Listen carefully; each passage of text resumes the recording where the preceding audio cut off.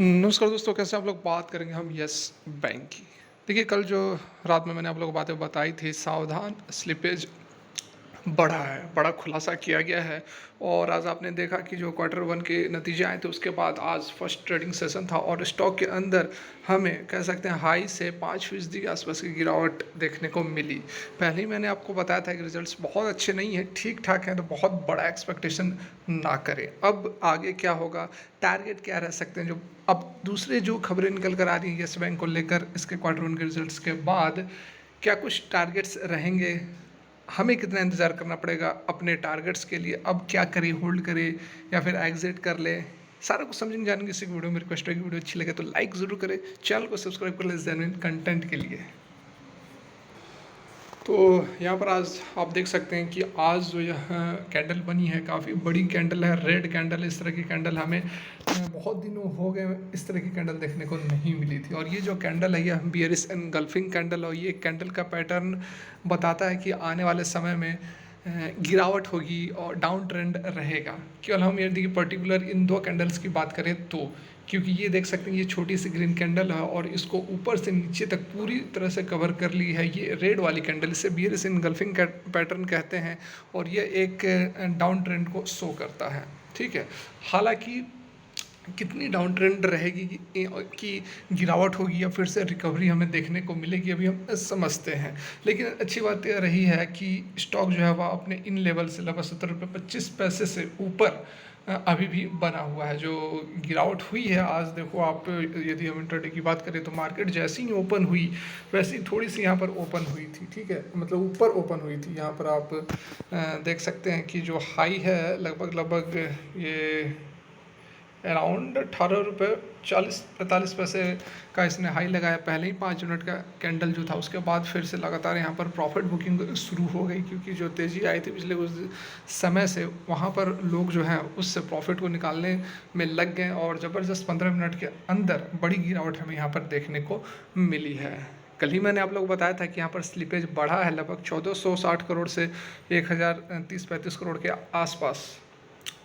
मतलब उल्टा बोल रहा हूँ, पिछले क्वार्टर में 1000 करोड़ के आसपास था और अभी 1460 करोड़ के आसपास जो है स्लिपेज हो गया है। 33% की बढ़ोतरी हुई है स्लिपेज के अंदर। उसका कहीं ना कहीं हमें निगेटिव इम्पैक्ट आज मार्केट के ऊपर देखने को मिला, यस बैंक के ऊपर देखने को मिला। लगातार लोग एक्सपेक्टेशन कर रहे थे कि स्टॉक में तेज़ी आएगी, स्टॉक में एक, क्योंकि यदि हम इसके रिजल्ट्स की बात करें तो वाई ऑन वाई के बेसिस पर 10% की तेज़ी है।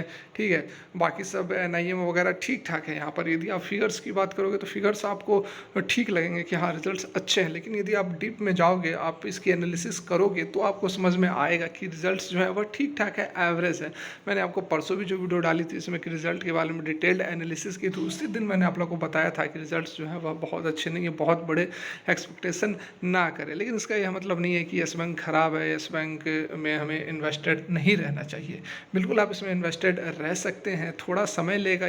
बैंक जो है वह बहुत ख़राब स्थिति से गुजरा है और अब जाके इस थोड़ा थोड़ा यहाँ पर हमें स्टेबिलिटी की ओर यस बैंक जाता हुआ नज़र आ रहा है। तो थोड़ा आपको वेट करना पड़ेगा, थोड़ा आपको धैर्य रखना पड़ेगा। अगर धैर्य नहीं रखोगे तो फिर यस बैंक आपको रिटर्न नहीं दे पाएगा। यहाँ पर देखिए जो गिरावट हुई है उसके बाद क्या कुछ निकल कर आ रहा है। नेट प्रॉफिट जो है वह 10% वाई ऑन वाई के बेसिस पर बढ़ा है। ठीक है, उसके बावजूद जो गिरावट हुई है यहाँ पर आप देख सकते हैं कि एसेट क्वालिटी वगैरह के बारे में यहाँ पर बताया गया है कि एसेट क्वालिटी जो है वह हेल्दी इंप्रूवमेंट हमें देखने को मिला है। लेंडर्स का ग्रॉस नॉन परफॉर्मिंग जो एसेट्स है वह 2% पर है कंपेयर टू 13.4%।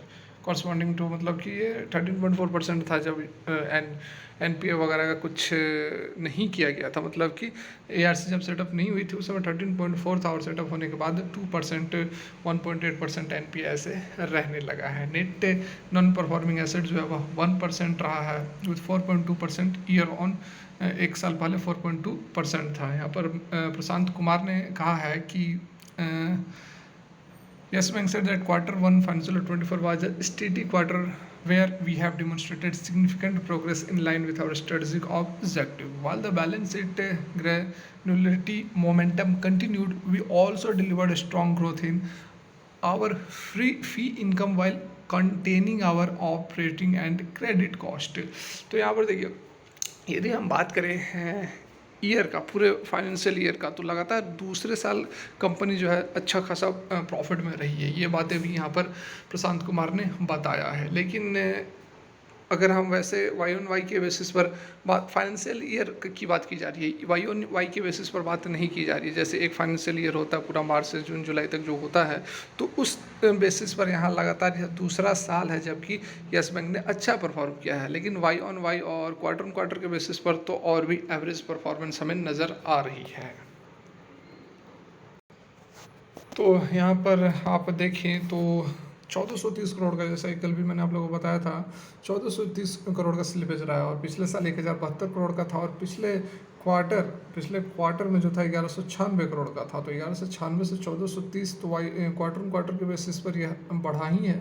लेकिन वाई ऑन वाई के बेसिस पर भी जो है 33% का स्लिपेज बढ़ा है। देखिए, स्लिपेज जो है वह एनपीए में कब कन्वर्ट हो जाता है, यदि 90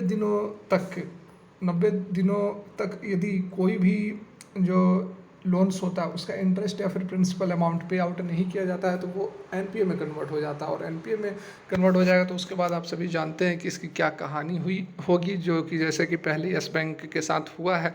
यस बैंक को बर्बाद एनपीए ने ही किया था, और वही कारण है कि यहाँ पर थोड़ा सा निगेटिव मोमेंटम हमें देखने को मिल रहा है इस स्लिपेज के कारण। लेकिन आप चिंता ना करें, जब तक यह 70 रुपये 20-25 लेवल को सस्टेन कर रहा है तब तक हम एक्सपेक्ट कर सकते हैं कि यह इसी लेवल में ट्रेड कर सकता है। आने वाले समय की यदि हम बात करें किस तरह से मूवमेंट हमें देखने को मिल सकती है, तो मुझे लगता है कि यहाँ पर थोड़ी बहुत गिरावट देखने को अभी और मिल सकती है। थोड़ी बहुत यहाँ पर प्रॉफिट बुकिंग हो सकती है, लेकिन बहुत बड़ी गिरावट नहीं होनी चाहिए। अभी जो लेवल्स हैं वह 70 रुपये 20-25 पैसे लेवल को यदि यह पकड़ के चलती है तो फिर बड़ी गिरावट नहीं होगी। लेकिन इन लेवल्स को यदि तोड़ती है तो फिर नीचे की ओर थोड़ी और भी गिरावट हमें देखने को मिल सकती है।